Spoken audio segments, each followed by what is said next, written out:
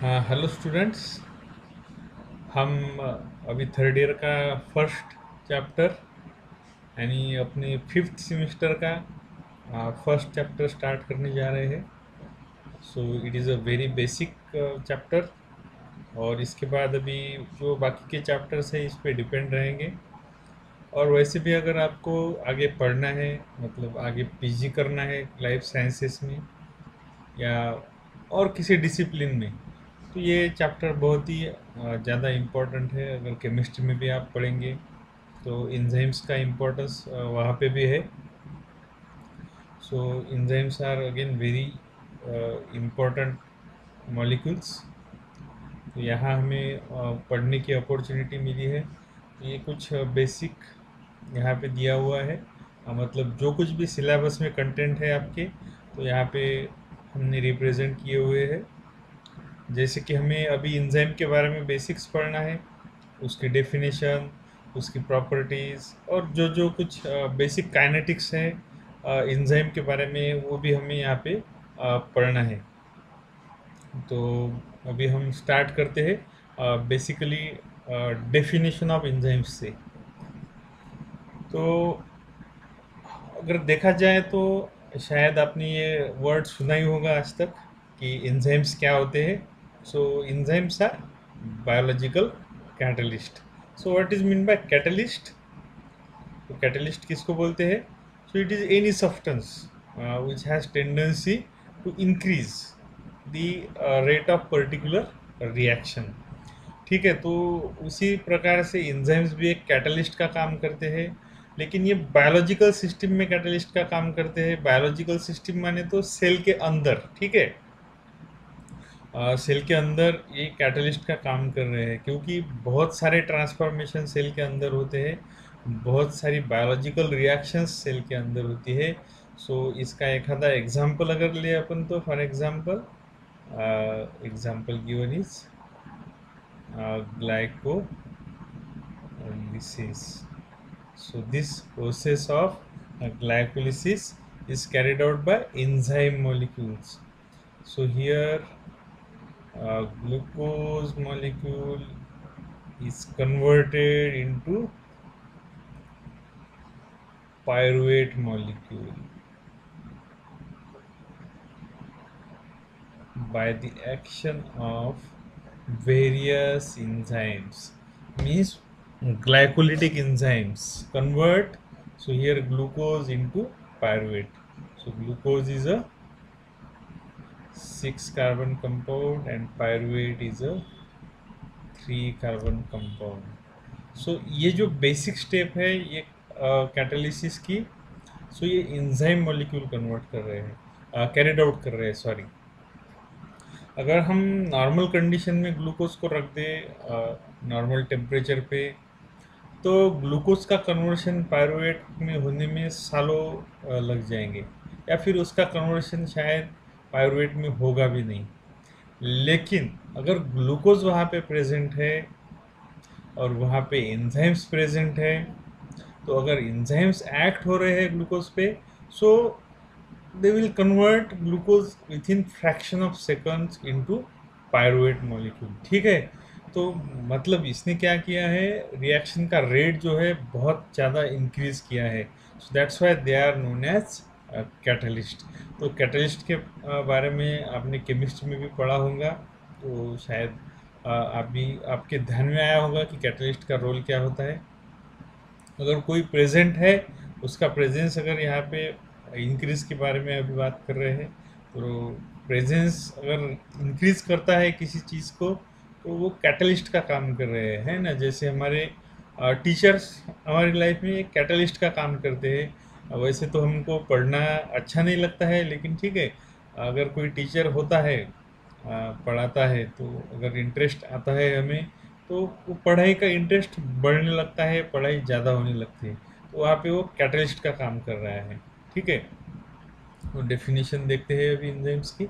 So they increase the rate of chemical reaction. मतलब क्या कर रहे हैं अभी ये, इंक्रीज कर रहे हैं। So increase the rate of chemical reactions. ठीक है, जो कुछ भी केमिकल रिएक्शंस है कहाँ पे हो रही है?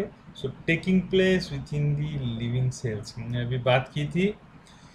तो जो भी सेल के अंदर रिएक्शंस हो रही है उनका रेट क्या कर रहा है? एंजाइम इंक्रीज कर रहा है। So without themself suffering any overall change, मतलब उनमें कोई चेंज नहीं हो रहा है, मतलब एंजाइम में कोई चेंज नहीं हो रहा है। मतलब अभी ग्लूकोज है, एक ग्लूकोज मॉलिक्यूल आएगा, 10 आएंगे, 1000 आएंगे, 1 लाख ग्लूकोज मॉलिक्यूल आएंगे, लेकिन क्या हो रहा है? अभी ग्लूकोज में ट्रांसफॉर्मेशन हो रहा है, लेकिन एंजाइम में कोई ट्रांसफॉर्मेशन नहीं हो रहा है। So that's Y without themselves suffering any overall change. ठीक है, ऐसे मॉलिक्यूल्स है, बायोलॉजिकल मॉलिक्यूल्स है जो प्रोटीन के बने हुए हैं, है ना। तो proteins are again biological molecules. So the reactants of enzyme catalyzed reactions are termed substrate। ठीक है, उसको क्या बोलते हैं? मतलब जिसके ऊपर अभी एंजाइम एक्ट हो रहा है, so it is called as substrate molecule. अभी यहाँ पे ग्लूकोज का क्या काम है? So glucose acts as a substrate. ठीक है, ये सबस्ट्रेट है यहाँ पे, और इसका जो प्रोडक्ट है इट इज पायरुवेट। ठीक है, जिस चीज़ में इसका कन्वर्शन हो रहा है उसको अपन बोलते हैं उसका, और उस रिएक्शन का प्रोडक्ट। ठीक है, एंजाइम जिस पे एक्ट हो रहा है it is called as substrate.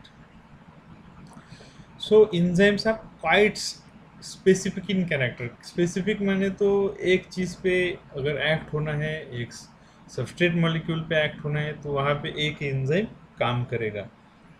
मतलब ऐसा नहीं कि कोई भी एंजाइम ले लिया और डाल दिया और वहाँ पे वो सबस्ट्रेट का कोई भी सबस्ट्रेट का कन्वर्शन किसी भी चीज़ में करेगा, तो वो स्पेसिफिक होते हैं। ठीक है, so that's why it is called as specific character, so which acts on particular substrate और substrates to produce particular product और प्रोडक्ट्स। ठीक है, एक पर्टिकुलर काइंड ऑफ सबस्ट्रेट पे वो एक्ट होंगे या पर्टिकुलर सबस्ट्रेट्स पे वो एक्ट होंगे,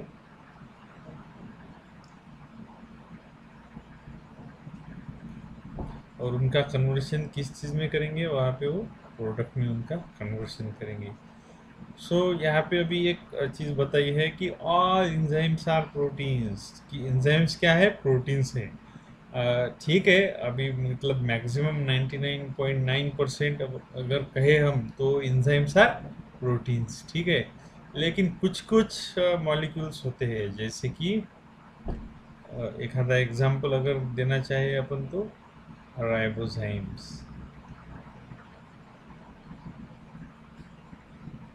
राइबोजाइम्स, ठीक है, तो राइबोजाइम्स क्या होते हैं? So these are the RNA molecules.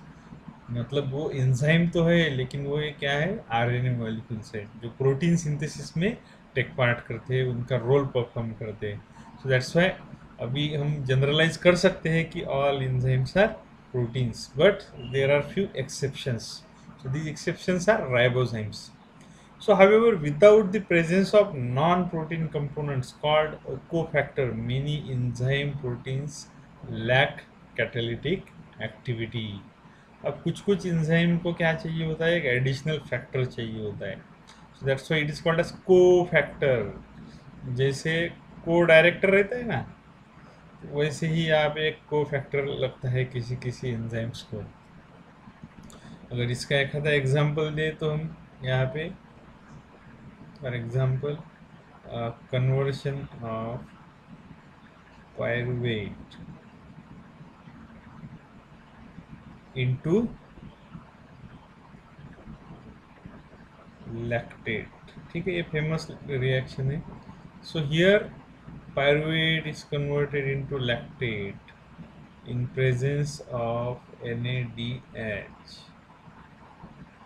so here NADH is converted into NAD, so it acts as a electron as well as proton donor। तो पायरुवेट का कन्वर्शन लैक्टेट में हो रहा है। तो यहाँ पे क्या हो रहा है? अभी एक एंजाइम लगता है, so that enzyme is known as lactate dehydrogenase. ठीक है, यहाँ पे शॉर्ट फॉर्म लिखते हैं हम लैक्टेट डिहाइड्रोजिनेस। तो यहाँ पे क्या कर रहा है वो एंजाइम, लैक्टेट डिहाइड्रोजिनेज पायरुवेट का कन्वर्शन लैक्टेट में कर रहा है, लेकिन उसको एक रिक्वायरमेंट है that is coenzyme. So these are the, अभी हम देखेंगे कि कोएंजाइम्स क्या होते हैं, तो डिटेल में आगे पढ़ेंगे। तो दीज आर दी इधर ऑर्गेनिक और इनऑर्गेनिक कंपोनेंट्स, ठीक है, required for catalytic activity of some enzyme. ठीक है, सभी एंजाइम्स को नहीं लगते हैं कोएंजाइम्स, कुछ कुछ को लगते हैं, तो इसलिए उनको बोला है coenzyme. So when this is the case, so the inactive protein component of enzyme it is called as apoenzyme. क्या बोलते हैं उसको?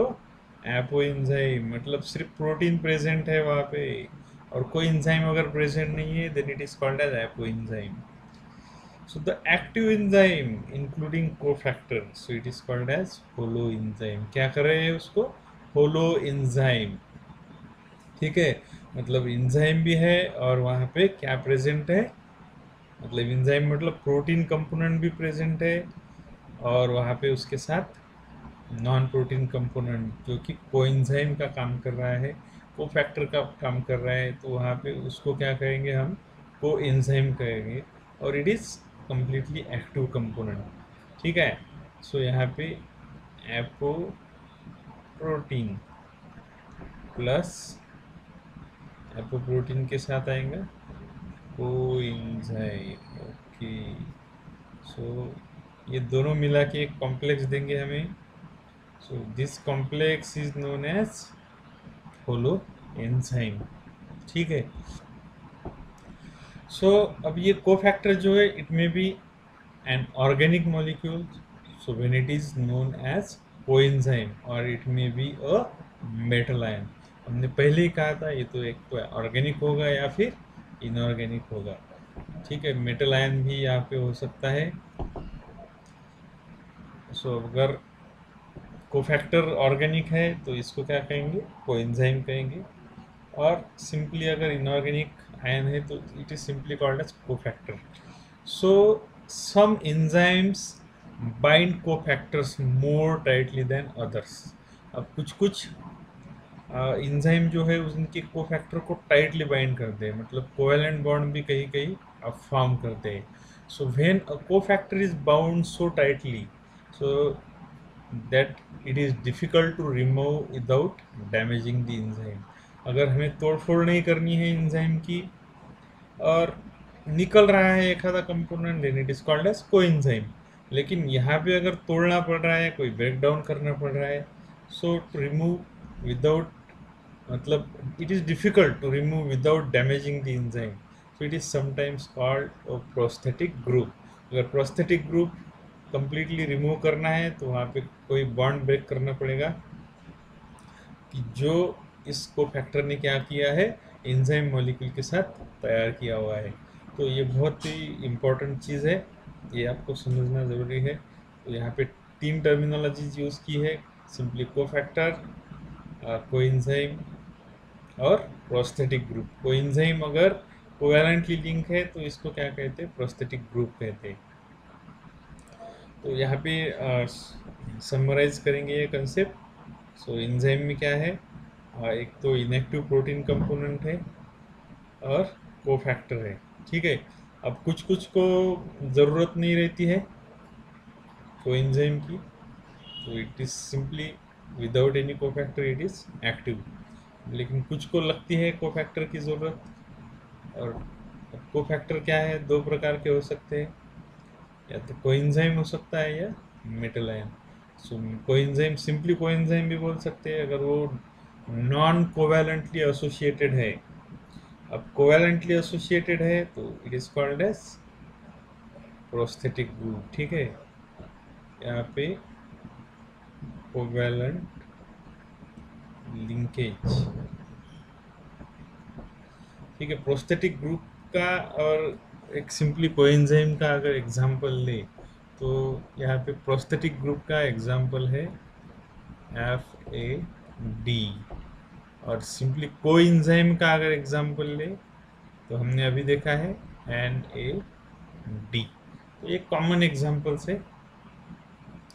मेटल आयंस का बहुत सारे मेटल आयंस है कि जो रिएक्शन में पार्टिसिपेट करते हैं, जैसे कि di positive ion, Zn di positive ion, iron फिर डाई पॉजिटिव, एट्सेट्रा एट्सेट्रा।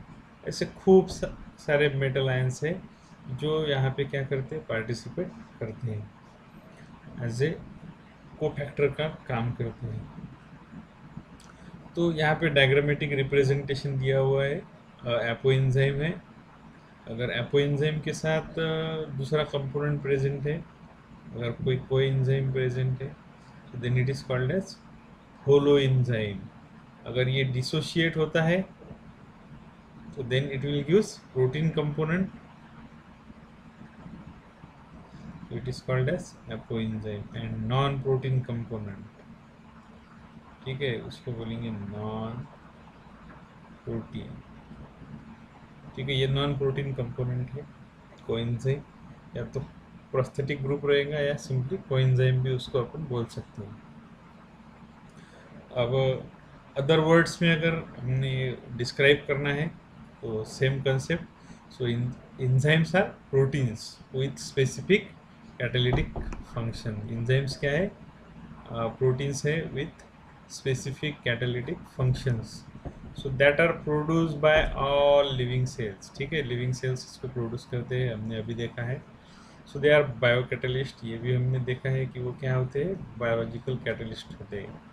और वो क्या करते हैं, which accelerate biological reactions, so without themselves undergoing any change. उनमें कोई बदलाव नहीं होता है, वो जैसे के तैसे रीजनरेट होते हैं after completing the reaction. So catalyst are effective in small amount, small भी रहे तो चलता। अभी फॉर एग्जांपल यहाँ पे 1 मॉलिक्यूल ऑफ एंजाइम में transform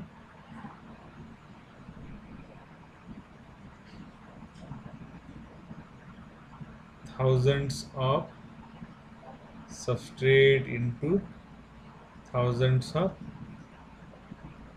products। Okay,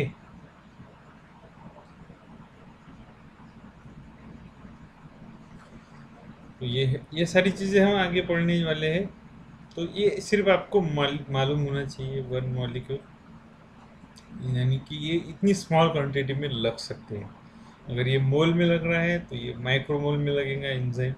so and they remain unchanged after the reaction, क्योंकि उनमें कोई चेंज नहीं होता है। ठीक है, मतलब उनमें कोई अल्टरेशन नहीं होता है after completing the reaction. So they do not affect the position of equilibrium of a reversible reaction, so but simply increase the speed at which equilibrium is achieved. इसका मतलब क्या है, अब एक ट्रांसफॉर्मेशन हो रहा है A to B, एक रिएक्शन है, simple reaction, that is conversion of A to B। अब ये क्या होते हैं, at equilibrium, so both rate of forward reaction as well as rate of backward reaction, ये क्या रहेगा, सेम रहेगा। यहाँ पे कॉन्सेंट्रेशन नहीं बोल रहा हूँ मैं अभी, यहाँ पे कंफ्यूज नहीं होना है आपको। कॉन्सेंट्रेशन इक्विलिब्रियम का कुछ भी रह सकता है, किसी भी कंपाउंड का। लेफ्ट साइड का कॉन्सेंट्रेशन अलग रह सकता है, राइट साइड का अलग रह सकता है। लेकिन अपन इक्विलिब्रियम क्या बोलते हैं, ऐसी स्टेज कि जहाँ पे क्या हो रहा है, equal number of A molecules are converted into B as well as equal number of B molecules are converted into A। Means जितनी लेफ्ट साइड से रिएक्शन हो रही है उतनी राइट साइड से भी रिएक्शन हो रही है। जैसे गाड़ियाँ समझो, फॉर एग्जांपल एक साइड से जितनी गाड़ियाँ जा रही है उतनी ही गाड़ियाँ अलग साइड से आ रही है। तो it is this stage is called as equilibrium, मतलब टोटल चेंज कुछ भी नहीं है। तो एंजाइम इक्विलिब्रियम नहीं डिस्टर्ब करते हैं, मतलब एट इक्विलिब्रियम समझो A के 10 मॉलिक्यूल है और B के 100 मॉलिक्यूल है, तो ये क्या करेंगे, A का ट्रांसफॉर्मेशन इजीली करेंगे। फॉर एग्जांपल इनिशियली हमने, अब इनिशियली ड्यूरिंग इनिशियल स्टेज हमारे पास 100 मॉलिक्यूल्स है, किसके, A के। अब ड्यूरिंग इनिशियल स्टेज हमारे पास B के मॉलिक्यूल थे सिर्फ, सो यहाँ पे B के मॉलिक्यूल थे सिर्फ 10। अब यहाँ पे क्या होगा, एंजाइम जो है कन्वर्शन जो है फास्ट करेगा, A का कन्वर्शन B में, लेकिन ये यहाँ पे इक्विलिब्रियम डिस्टर्ब नहीं करेगा। मतलब एट इक्विलिब्रियम क्या होना है, ए के 10 मॉलिक्यूल रहने हैं और बी के 100 मॉलिक्यूल रहने हैं। तो यहाँ पे क्या हो रहा है, अभी स्पीड अप हो रही है रिएक्शन, सो ए के 90 मॉलिक्यूल्स बी में कन्वर्ट हो जाएंगे और अल्टीमेटली इक्विलिब्रियम अचीव हो जाएगा। ठीक है, अब जितने ए के कन्वर्ट हो रहे हैं बी में, उतने ही बी के कन्वर्ट हो रहे हैं ए में। So this stage is called as equilibrium. तो इक्विलिब्रियम यहाँ पे एंजाइम नहीं डिस्टर्ब कर रहा है, यहाँ पे सिर्फ इक्विलिब्रियम अटेंड करने में मदद कर रहा है, स्पीडली इंक्रीज कर रहा है रेट ऑफ रिएक्शन। तो यहाँ पे हम बायो कैटलिस्ट, ये यहाँ पे कॉमन वर्ड यूज़ कर सकते हैं।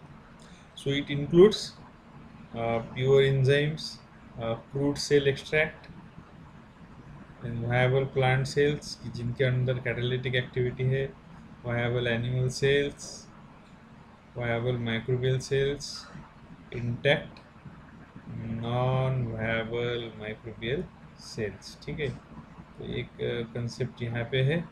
तो ये सारी चीज़ें बायो कैटलिस्ट करके अपन यूज़ कर सकते हैं वर्ड। तो अभी अल्टीमेट डेफिनेशन अगर देखनी है एंजाइम्स की तो क्या दे सकते हैं अपन। So enzymes are defined as soluble, मतलब सोलूबल है किसी तो भी सॉल्वेंट में, फॉर एग्जांपल सेल के अंदर।